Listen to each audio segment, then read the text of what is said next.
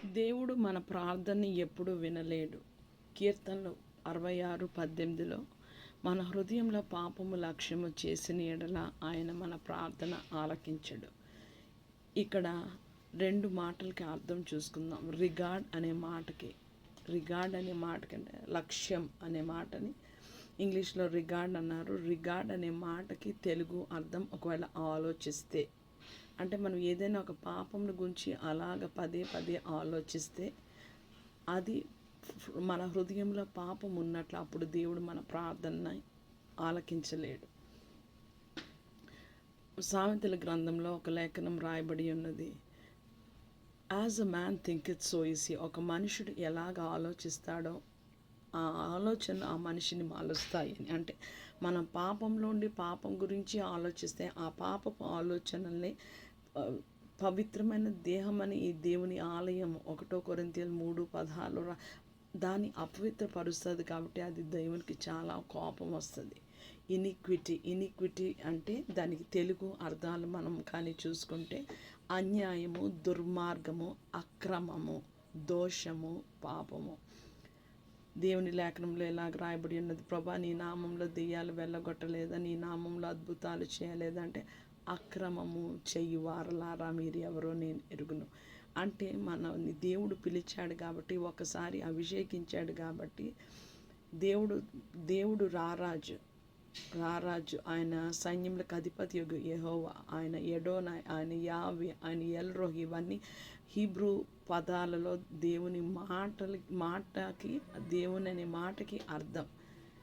ఆయన మనకి ఇచ్చిన తలాంతని వెనక్కి తీసుకోడు కాబట్టి మనము వాడబడతాము. కానీ మనం ఎలాగున్నామో, మన ఆంతర్యం ఎలాగున్నదో దేవుడికి తెలుస్తుంది, మనకి కూడా తెలుస్తుంది. ఫస్ట్ శామ్యూయల్ 16లో ఎలాగ రాయబడి ఉండదు, మనుషులు పై రూపాన్ని చూస్తారు కానీ నేను హృదయాన్ని లక్ష్యముంచుతాను అనేసి.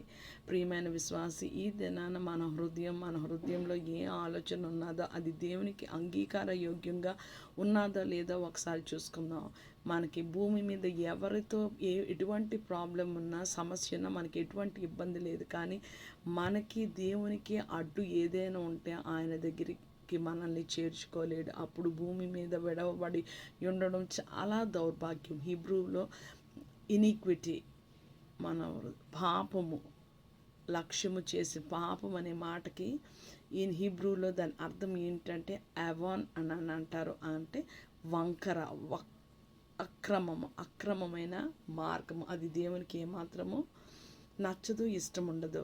యెషయా గ్రంథం 1:15 చూసుకుంటే, మీరు బహుగా ప్రార్థన చేసినను నేను వినను, ఎందుకంటే మీ చేతులు రక్తంతో నిండుకున్నాయి. రక్తం మన మీద సాక్ష్యం పలుకుతుంది.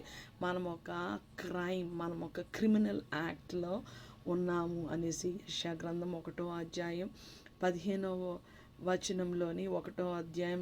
1 ఇలాగ వ్రాయబడి, దుష్ట సంతానమా, చెరుపు చెయ్యు పిల్లరారా మీకు శ్రమ. ఎందుకంటే ఇజ్రాయేలీయుడైన పరిశుద్ధ దేవునికి మనము కోపం రేపాం. ఎలాగ కోపం రేపాం? ఆయన నుంచి తొలగిపోయాం. అంటే ఆయన దేవునిగా ఆరాధించటం లేదు, సేవించటం లేదు. మన వంకర మార్గంలో మనం వెళ్ళిపోయాం కాబట్టి దేవునికి మన మీద చాలా కోపం వచ్చేసింది. యెషయా గ్రంథం 1:4 అలాగ రాయబడింది.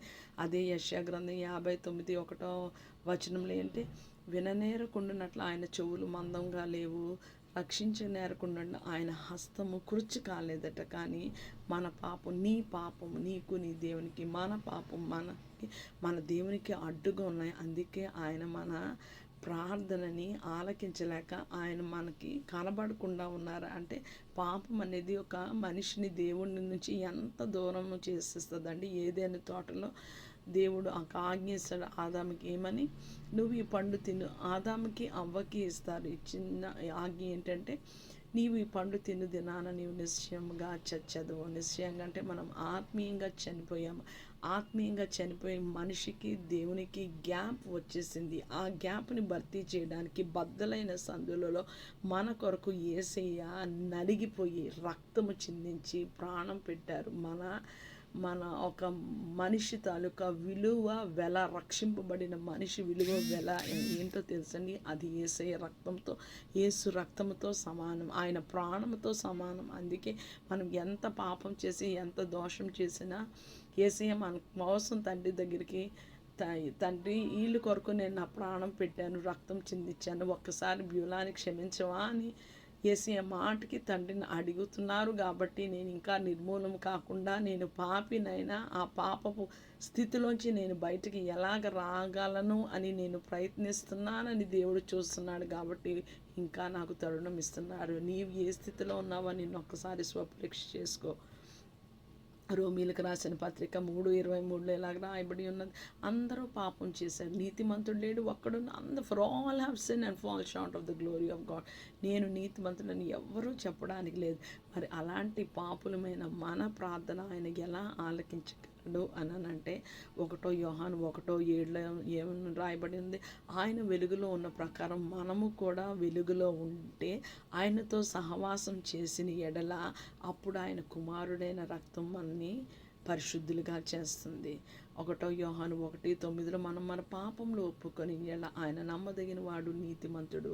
యేసు ప్రతి పను, ఎటువంటి పాపము, దోషము, అవిధేయత, ఎటువంటిది చేసినా ఆయన దగ్గరికి వచ్చి, అబ్బా తండ్రి యేసయ్యా నేను చాలా తప్పు చేశాను, నన్ను క్షమించు, నేను ఇంకెప్పుడు ఈ పాపము చేయకుండా ఈ పాపపు లోకంలో ప్రభా తండ్రి నాయన సాతానుతో ప్రభా కాడి కట్టకుండా ప్రభా తండ్రి నీ కాడి కింద రావడానికని బహు వినయంగా ఎప్పుడు అడిగి ఆయన బ్రతిమలాడతావా? తప్పకుండా ఆయన ప్రార్థన ఆలకించి మన సమస్త దుర్నీతి నుంచి మనని పవిత్రులుగా చేశారు. ఇంకొక లేఖనం రాయబడి అబ్రహాము, రోమీలకు రాసిన పత్రిక 4:3 అబ్రహాము దేవుని నమ్మెను, అది అతనికి నీతిగా ఎంచబడెను. అంటే మనం దేవుణ్ణి నమ్మిన ఎడల, ఆయన విశ్వసించిన ఎడల మనం నీతిమంతులుగా తీర్చబడతాం. అందుకే సామెతల గ్రంథంలో రాయబడి ఉన్నదంటే, సామెతలు 15:8 నీతిమంతుల ప్రార్థన ఆయనకు ఆనందకరము. ఒక పాపిని పరిశుద్ధంగా చేయగలిగిన శక్తి యేసయ్య నామంలో, యేసయ్యకి, యేసు రక్తానికి ఒక్కటికే సాధ్యం.